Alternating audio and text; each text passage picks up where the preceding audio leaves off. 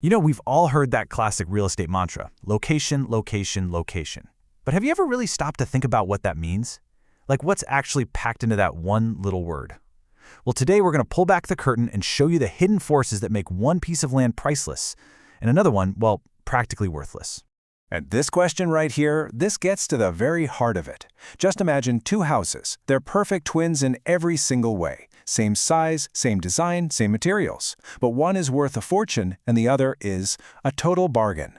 The secret, you see, isn't what they're made of. It's all about where they are.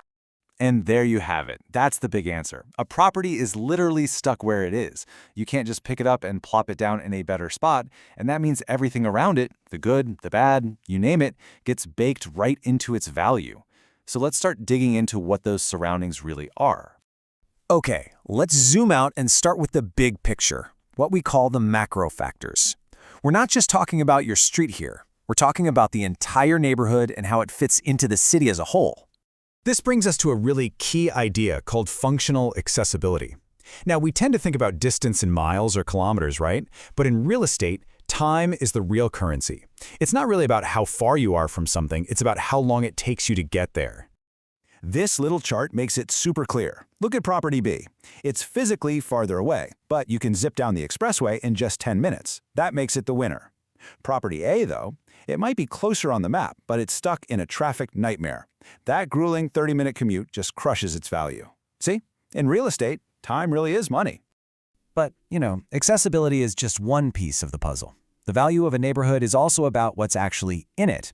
Are there good jobs nearby, in a place like Bonifacio Global City? Is a brand new subway line coming that's going to change everything? Is it a nice green place to live, or is it in a flood zone? And, of course, there's the people factor. Low crime and good schools are absolutely priceless. And here's something you might not have thought about. Neighborhoods have a life of their own. They're born, they grow up, they mature, and sometimes they get old and decline, only to be reborn again through renewal. Figuring out where a neighborhood is in this cycle, it's like having a crystal ball for future property values. Is it on the way up, or is it already past its peak? All right, let's peel back another layer. A neighborhood doesn't just happen by accident. Its character is also shaped by a set of rules, and those rules are laid down by the government. Think of it like this. Every single property comes with its own instruction manual, and that manual is written by the local government. It's called a zoning ordinance, and it tells you exactly what you can, and more importantly, what you can't do with that piece of land. Can you build your dream house? A skyscraper? A parking lot? The answer is right there in the code.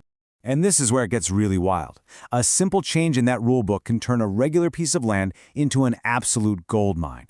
Imagine you've got a quiet residential lot, and then one day, bam, the zoning changes, and suddenly it has the green light for a huge commercial building. The land itself hasn't changed, but its value just exploded. Okay, so we've looked at the big picture. Now it's time to put on our boots and get our hands dirty. Let's zoom right in on the land itself and look at the micro factors, the little details that can make or break a property's value. You can think of a plot of land kind of like a puzzle piece. A nice, clean rectangle, that's super easy to work with and build on. But a weird, jagged, oddly shaped lot, that's a developer's nightmare. It all comes down to efficiency, and any wasted space is just wasted money. And then there's the lay of the land, literally. A flat, level lot is like a perfect blank canvas for a builder, but a steep, hilly one? Oh boy, that's a recipe for major headaches and way higher costs. All that extra digging and engineering work just eats away at the property's potential value. And the list of questions just keeps going. Is the ground underneath stable enough to even build on?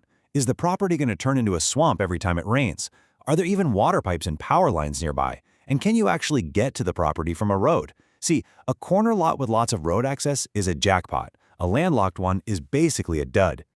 So, we've gathered all the clues, right? We've looked at the neighborhood, we've looked at the rules, and we've looked at the land itself. Now, how in the world do we put all of this together to figure out what a property is really worth? Well, it all comes down to one final really powerful concept. It's called highest and best use. And honestly, it's like the holy grail of real estate valuation. It's not about what a property is right now, it's about what it could become. It's the ultimate expression of that land's potential, and that is what determines its true value. So, how do we find this highest and best use? Well, we basically put every potential idea through a series of tests. First up, is it even legal? If the zoning says no, then it's a non-starter. Second, is it physically possible? If you can't actually build it on that land, it's just a fantasy. Third, is it going to make money? I mean, if no one wants it, it's a bad investment. And finally, after all that, out of all the ideas left standing, which one makes the absolute most money? That's your winner. And that brings us right back to where we started. The reason those two identical houses can have such wildly different price tags is because they're sitting on two totally different pieces of land. The building is just the icing on the cake. The real value is in the land itself, its location, its potential, and its unique place in the world. So, the next time you walk or drive through your neighborhood, don't just see the buildings. Try to see the invisible current swirling around them. The new developments, the changing rules, the shifting demand. Is a new opportunity just over the horizon? Now you've got the tools to start reading the signs and to understand the true price of place.